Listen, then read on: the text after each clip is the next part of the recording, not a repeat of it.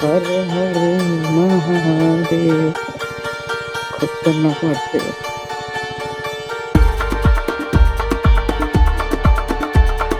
ती गाडी मिल गई है.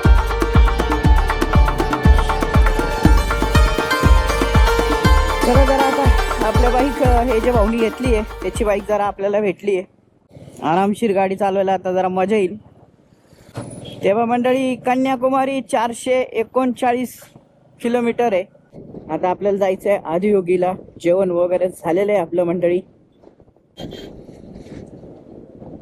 सारखं या गल्लीतून त्या गल्लीत, त्या गल्लीतून या गल्लीत खेळत आले.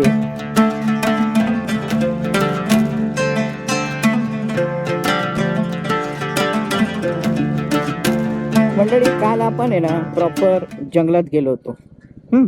त्याच्यानंतर आपण हिल्स मध्ये गेलो. आता आपण जाणार आहोत केळ्यांच्या जंगलामध्ये. बघा इकडनं नाही इकडनं जायचंही. पण मग भारी आहे बरं का गाव. म्हणजे गावात असा मस्त रस्ता आहे हे इम्पॉर्टंट आहे. एकदम रस्ते बघा प्रॉपर एकदम मस्त रस्ते. आणि दसरा आहे त्याच्यामुळे प्रत्येक घरापुढे आहे ना मंडळी काही रांगोळी शेण सारवतो आपण तसं सारवलेलं आहे बघा. प्रत्येक घराच्या जवळ असं सारवलेलं आहे. आणि आता थोडी थंड हवा लागायला लागली मंडळी कारण वातावरण आता निसर्गात घुसलोय आपण. तुम्हाला मी सांगितल्याप्रमाणे आता आपण नारळांच्या आणि केळींच्या जंगलामध्ये घुसलेलो आहे बघा. जिकडं तिकडं नुसतं नारळाची केळीची शेती आहे बघा.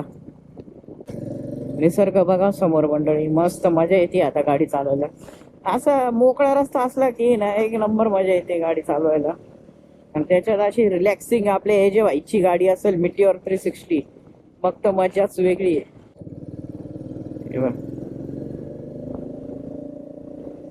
अरे चिमणे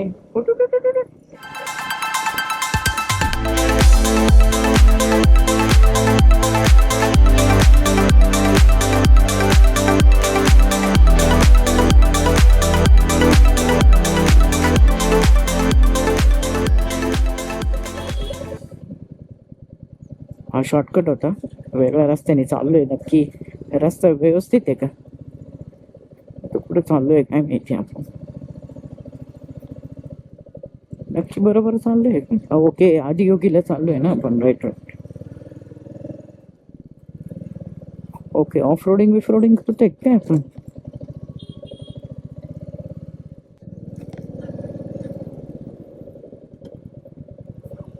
फुल ऑफ रोडिंग आदियोगी. ते तिकडे आहे बघा आदियोगी. आपण आलेलो आहे मंडळी आदियोगीला फायनली. बघू शकतात मंडळी तुम्ही.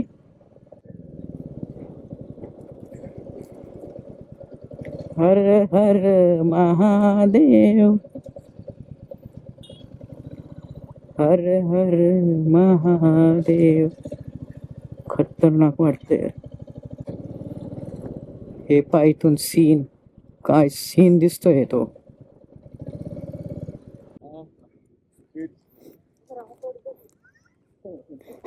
ऑफरोडिंग एक नंबर होती भाई.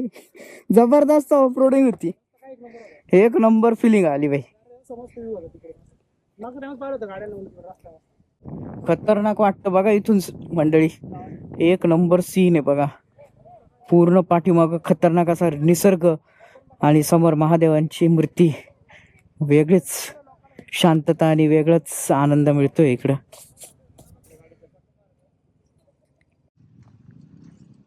मंडळी कशी मजा आली मग इथपर्यंत पोहोचायला? जबरदस्त जबरदस्त जबरदस्त मंडळी. ऑफ रोडिंग आहे ना म्हणजे ते अल्टिमेट खेळ होता तो ऑफ रोडिंगचा. आणि म्हणजे मी ऍक्च्युली आता रस्ता कसा आहे आरजेबाई आणि बाकी सगळ्या गोष्टी ते बघताय त्याच्यामुळे ते माहितच नव्हतं काल चाललोय कुठे. आम्हाला काटलं अजून टाइम आहे आधी योग्य इथे यायला वेळ आहे. आणि अचानक ती मूर्ती बघितली आणि तोपर्यंत भाई ते ऑफ रोडिंग आणि तो पूर्ण अचानक साईडने तो तुम्ही बघितलं असेल. जबरदस्त लाईट पण मस्त होती. वातावरण पण थंड झालंय म्हणजे गरम आतापर्यंत आपण वातावरण जवळपास आहे ना. कोइंबतूर सिटी मध्ये गरम आहे पण आला पाहिजे आदियोगी सेंटरला तुम्हाला ईशा शांडी सेंटरला पाऊस पण येतोय थोडा थोडा. हे बा आजूबाजूला आहे ना मंडळी नारळाची झाडं. नारळाची बाग आहे, सुपारीची बाग आहे. नारळाची सुपारीची केळी पण दिसतात बोलणार. 3 प्रकारचे बाग आहे. नाशिक टू कन्याकुमारी रायडर भेटले योगेश भाऊंना. नाशिक टू कन्याकुमारी भारी वाटतं ना नाव, नाशिक टू कन्याकुमारी. थेंबे थेंबे पाऊस आला आहे. कोरडं आहे सगळं वातावरण त्या साईडला. इकडं बघा पूर्ण पाऊस पडलेला आहे. पाऊस आहे.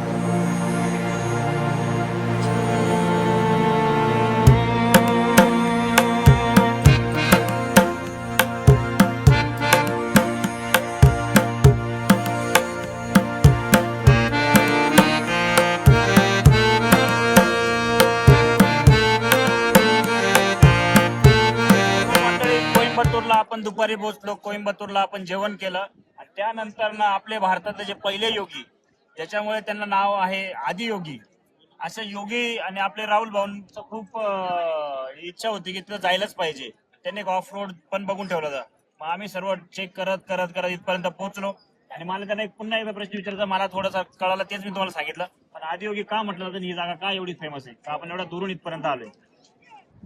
म्हणजे आदियोगी मेन त्याच्यामधलं हेच आहे की पहिले योगी म्हणजे जेव्हा पहिले योगी म्हणजेच शंकर भगवान, त्यांची तिथं त्यांनी मूर्ती असं बनवली मोठी की लोकांमध्ये पूर्ण भारतभर जागृती होईल की योगी आणि योगिक कल्चर आपल्याकडे डेव्हलप होईल. की ध्यान अवस्था करणं, ध्यान करणं, ध्यानामधून खूप सारे आपले बेनिफिट होता. असं माणूस म्हणून आपल्याला स्पिरिच्युअलिटी आपण कनेक्ट होतो. त्याचं प्रतीक येते बस, एवढंच त्याच्या मागचं गुढ आहे. त्याच्यामध्ये जर अजून स्पिरिच्युअलिटीच्या मध्ये घुसलो आपण, काही गोष्टी एक्सप्लोर करण्यात त्याची सुरुवात इथून होती. तुम्ही येऊन आणि ध्यान अवस्थेत त्यांना बसायचे.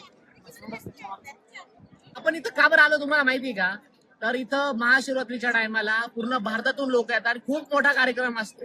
आणि ही जी आदियोगींची मूर्ती आहे तिची स्थापना सद्गुरू यांनी केलेली आहे आणि खूप छान असं पूर्ण वातावरण तयार केलेलं आहे हिंदू धर्मात आदियोगींचं जे महत्व आहे ते पसरवण्यासाठी. तर आपण इथं भक्तिभावाने दर्शन घेतलेलं आहे. नेचरचा पण आनंद मंडळी तुम्ही इथं जर बघितलं आता ब्लॉग मध्ये तुम्हाला ते समजूनच आलं असेल. जशी ह्या पूर्ण या परिसरात आपण एंट्री मारतो, मला जिकडे तुमची नजर जाईल तिकडे चारही बाजूनी इतकं सुंदर आणि मनाला भावेल असं वातावरण आणि निसर्ग आहे. आणि त्या थीम मध्ये मूर्ती आहे एकदम सेंटरला. तुम्हाला हा या आहे. आपण कुठेतरी मंदिरात आणि त्या गोष्टी चारही बाजूला इतके मोठे डोंगर आहे का ते कायम ढगामध्ये असतात.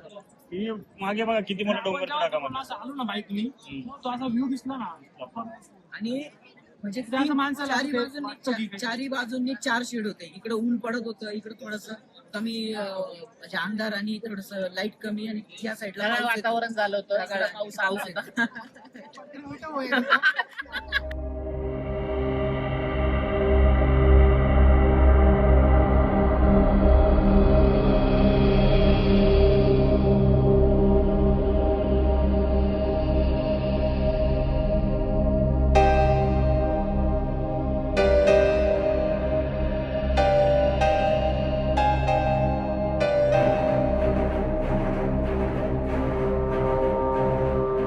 Hoping Pro.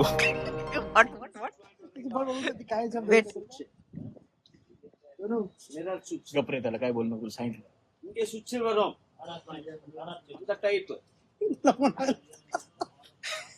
त्याला पण लाईन बोला.